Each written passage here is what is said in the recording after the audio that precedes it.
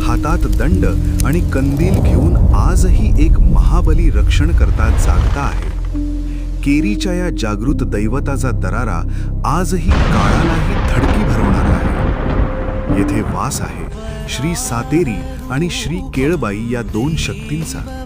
मातीच्या प्रत्येक कणात जिची सत्ता चालते ती सृजनशील सातेरी माता आणि तिच्या सोबतीला भक्तांच्या रक्षणार्थ सदैव सिद्ध असलेली शक्तिरूपिणी केळबाई.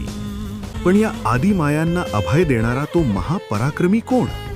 तो आहे श्री आजोबा. हातात कंदील आणि संरक्षणाची काठी घेऊन युगायुगांपासून या सीमेवर जो अढळ उभा आहे.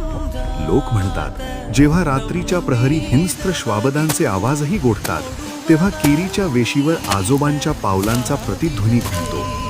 भक्त संकटाच्या महासागरात अडकतो तेव्हा आजोबांचा कौल त्याला किनारा दाखवतो.